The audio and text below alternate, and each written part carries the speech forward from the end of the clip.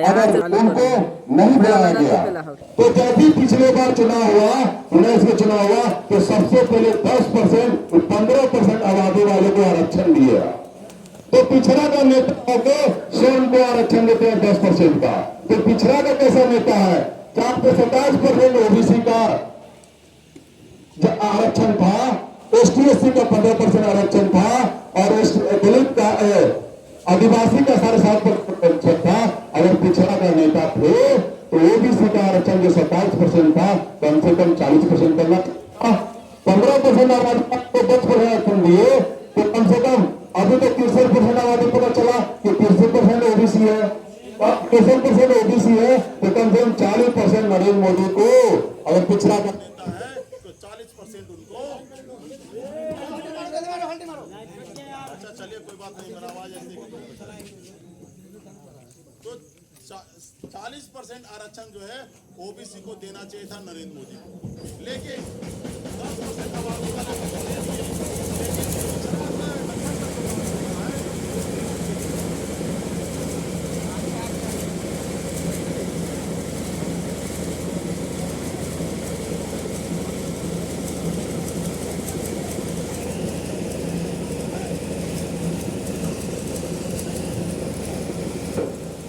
तो 10% का आरक्षण दिया गया। सारा काम भारत का जितना गंदगी वाला काम है, जितना मेहनत वाला काम है, धूप में बाल पकाने वाला काम है, वो 90% आबादी के लोग करते हैं। लेकिन अधिकार नरेंद्र मोदी दिए 10% तो उनको दिए जो एसी में बैठे हुए रहते हैं। एसी को बैठने वाले को 10% आरक्षण दिया गया और 63% आबादी वाले को 27% आरक्षण है। अगर आज नीतीश कुमार रिपोर्ट दे दिए, नरेंद्र मोदी को अभी चाहिए था कि कम से कम 40% अति पिछड़ा और पिछड़ा को आरक्षण दे, लेकिन नरेंद्र मोदी इसलिए नहीं कर सकते कि वो भी कठपुतली है। आरएसएस जो कहेगा, मोहन भागवत जो कहेगा वो नरेंद्र मोदी करेंगे। आरएसएस जो कहेगा मोहन भागवत करेंगे, नरेंद्र मोदी करेंगे। इसलिए 10% आरक्षण उनको दिया गया और 90% आबादी को किसी तरह का कोई लाभ नहीं मिला। एक चीज और बताना चाहते हैं, अभी एक हमारे समाज में बहुत बड़ा सोच हो गया है कि भगत सिंह का पैदाइश है। भगत सिंह यानी कि जो आंदोलन में, जो आजादी के आंदोलन में जो फांसी पे लगाए गए थे, तो आज का सोच, आज का समाज का सोच है कि भगत सिंह पैदा ले तो हमारे यहाँ भगत सिंह पैदा ना ले, वो संघर्ष न करे, वो पड़ोसी के हाथ पैदा लो, वो आंदोलन करो, वो आंदोलन करेगा तो फायदा हमें मिल जाएगा।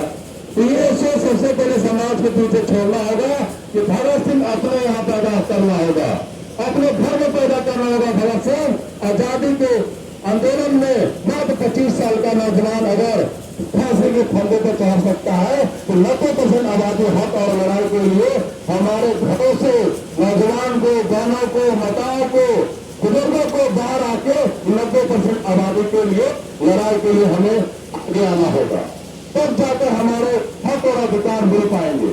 तो भगत सिंह सबसे पहले नौजवान भारत संघ का नीति रखे थे 1936 में। उन्होंने नारा, सब नारा, एक नारा लगाता था अल्लाह अकबर, तो एक नारा लगाता था जय श्री राम।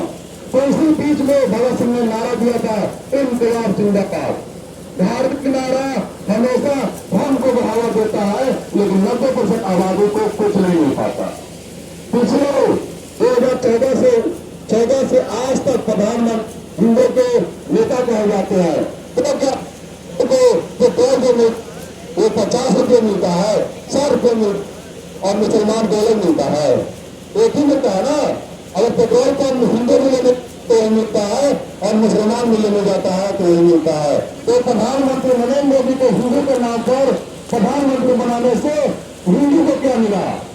जब गैस देता है तो वही देता है, जब गैस भरवाना होता है तो वही देता है। तो हिंदू के नाम पर वोट लेकर वो देश भर में आरक्षण देने के लिए क्या नरेंद्र मोदी को हम प्रधानमंत्री बनाए थे 2014 में बनाए। हम 10% आरक्षण के लिए नहीं बनाए थे, उन्हें बोले तो हिंदू सम्राट नरेंद्र मोदी। अरे हिंदू सम्राट नरेंद्र मोदी है तो हिंदू के लिए क्या किया आप बताइएगा ना कि मुसलमान